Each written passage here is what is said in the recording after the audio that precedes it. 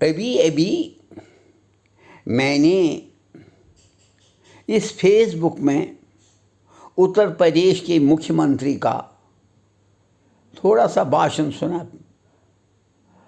وہ کہہ رہا تھا کہ جو آدمی سویدھان کا اور پرچم کا عزت نہیں کرے گا وہ ہندوستانی تصور نہیں کیا جائے گا. بات اچھی کہی. میں نے اپنی زندگی ریاست جموں کشمیر میں گزاری، سرکاری نوکری بھی کی اور سبکدوش ہوا سرکاری نوکری سے. لیکن اپنے دور میں نے کشمیر میں دیکھا اس پرچم کا احترام نہیں کرتے تھے. اس پرچم کا، ہندوستانی پرچم کو احترام نہیں کیا جاتا تھا. اور جو سرکاری ملازم تھے یا چیف وہ اس احترام کا تھا، اس کے بعد احترام نہیں کرتا تھا. میں نے ایسے بھی طالب علم دیکھے جنہوں نے ہندوستانی پرچم کو جلایا کشمیر میں، اور ان کو جب شیخ محمود عبداللہ کی وزارت آئی ان کو بڑے بڑے عہدوں پر بٹھایا گیا.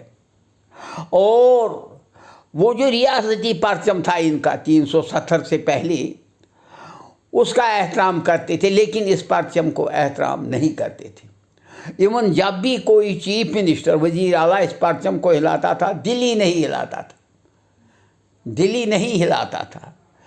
مجھے اس مکھیہ منتری کا بھاشن بہت پسند آیا. اس پرچم کے بارے میں جب میں نے ہندوستانی پرچم کے بارے میں نظم لکھی، عنوان تلاش میں کتاب تھی عنوان، اس وقت میں نے ایک پرنسپل کے حوالے کی کہ یہ کتاب مطلب لائبریری کے لیے اچھا رہے گا.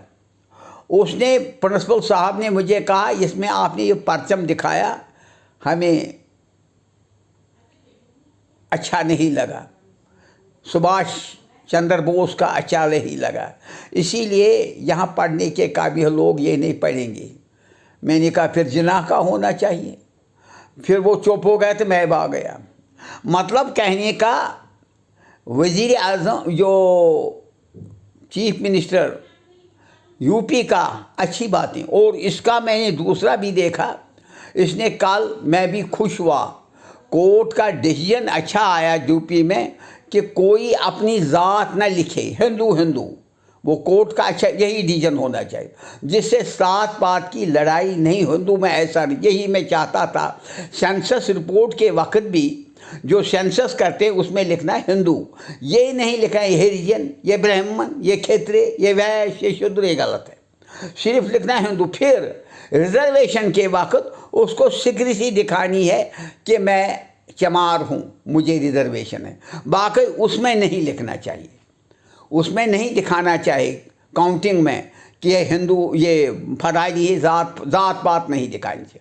میں جس کورٹ نے، میں نے پرسوں سنا یہ مکھیہ منتری یو پی نے یہ یہ ڈیسیژن دیکھا اور اس کا اپریسیشن میں بھی کروں. ایسی چیزیں ہوتی. اب رہا سوال یہ احترام، تبھی تو سب ہندوستانی چلتے ہیں ادھر ادھر جب پرچم اچھا ہے. پرچم کے زیر اہتمام، قانون کے زیر اہتمام. اگر یہ قانون نہیں ہوتا تو کیسے چلیں گے؟ بادشاہی راج نہیں ہے. جمہوریت میں آئین کا احترام اور پرچم کا احترام ہونا چاہیے. یہ بہت ہے.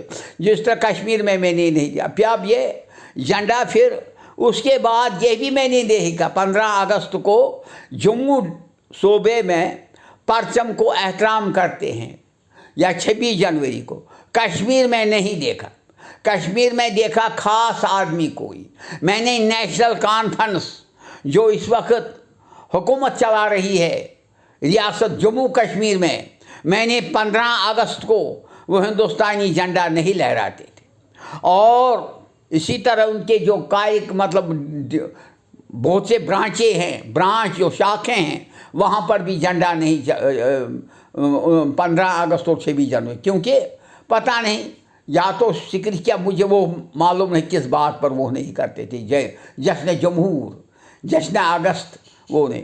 इस यूपी के मुख्यमंत्री का बयान मुझे बहुत पसंद आया, अच्छी बातें कह रहा है। और लेकिन एक बात के साथ मैं कहूँ, परचम को मतलब इज्जत न देने के लिए उन अफसर कैसे अफसर बन गए। मैंने एसपी कॉलेज में देखा, एक ने परचम जलाया, वो एडिशनल डीसी रिटायर हो गया।